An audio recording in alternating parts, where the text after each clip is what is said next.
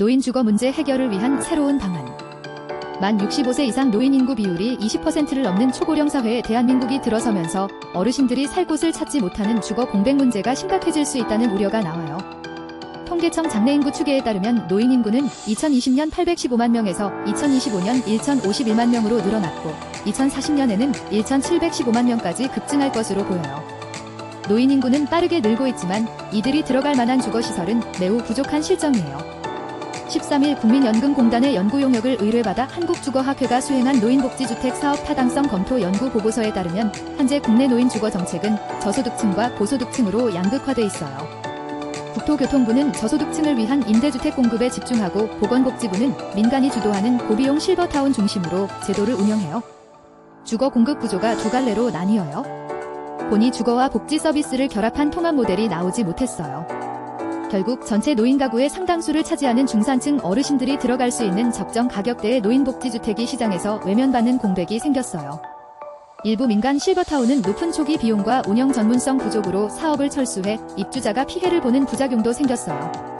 이런 상황에서 국민연금공단이 노인 주거 문제를 해결할 새로운 대안으로 검토되고 있어요. 국민연금법과 시행령에 따르면 국민연금공단은 가입자와 연금을 받는 사람들의 복지 증진을 위해 노인복지시설을 설치하고 임대하거나 운영할 수 있는 법적 근거를 가지고 있어요. 매달 받는 국민연금 수급액을 주거비나 복지 서비스 비용과 연계하는 실질적인 노후 보장 시스템이 필요한 때요. 보증금을 떼일 염려가 없고 안정적인 기금 운용 능력을 갖춘 공공기관이 직접 주거 플랫폼을 운영해주기를 원하는 목소리가 크다. 공공노인주택 도입 찬성 60.8% 신뢰성이 가장 큰 이유. 실제로 한국주거학회가 국민연금 수급자와 가입자를 대상으로 진행한 조사 결과를 보면 국민연금공단이 공공노인복지주택을 운영하는 것에 대해 응답자의 60.8%가 찬성했어요. 현재 연금을 받는 사람들의 찬성률은 64.9%로 더 높았어요. 찬성하는 가장 큰 이유는 공공기관이 가진 높은 신뢰성과 안정적인 운영 기반이에요. 반면 반대하는 이들은 연금 재정에 부담을 주지 않을까 우려하므로 주택사업이 연금기금의 재정 건전성을 해치지 않도록 독립적인 재정 운영 원칙을 세우는 것이 필요해요. 수요자들이 원하는 구체적인 주거 모델은 도시와 연계된 가성비 높은 통합주택이에요. 살고 싶은 지역에 대한 물음에 응답자의 93.1%가 도시 또는 도시 근교를 꼽았어요.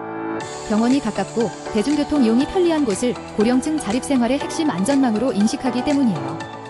선호하는 단지 규모는 관리비를 줄이고 커뮤니티 시설을 확충할 수 있는 500세대에서 1000세대 미만의 대규모 단지가 많았어요.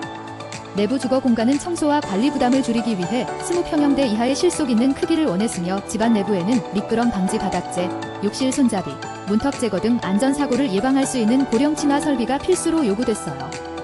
매달 받는 연금에서 주거비 자동 공제 방식원의 비용 지불 방식은 주거비와 기본 서비스를 결합하고 추가 선택 서비스는 사용량에 따라 내는 방식이나 전세형 보증금 구조를 선호했어요. 특히 매달 받는 국민연금 수급액에서 주거 및 식사, 서비스 요금을 자동으로 공제해 납부하는 방식에 대해서도 선호도가 높았어요. 이는 입주자에게 심리적 안정감을 주는 동시에 공급자에게는 시설 유지 보수를 위한 안정적인 현금 흐름을 제공해요. 지불 가능한 비용 수준은 월임대료 평균 58만원, 월관리비 평균 18만 5천원 수준으로 조사됐어요. 해외 선진국들도 이미 연기금과 공공, 민간 전문기관이 역할을 분담해 고령자 주거 문제를 해결하고 있어요. 네덜란드는 보건의료 종사자, 연기금 등이 장기 부동산 펀드를 조성해 노인주택 자산을 매입하고 일상 운영과 돌봄은 전문 돌봄기관에 맡기는 구조를 정착시켰어요. 덴마크 역시 지자체가 돌봄 재정을 책임지고 연기금은 장기 임대 투자를 통해 수익을 올리며 비영리 전문기관이 시설을 운영하는 모델을 가동하고 있어요. 국민연금공단이 노인복지주택 사업을 추진할 경우 직접 모든 서비스를 운영하기 봐요. 자본을 공급하는 자산 보유자 역할을 하고 개발과 일상 운영은 민간이나 비영리 전문기관에 위탁하는 협력체계를 구축하는 것이 바람직하다고 한국주거학회는 제시했어요.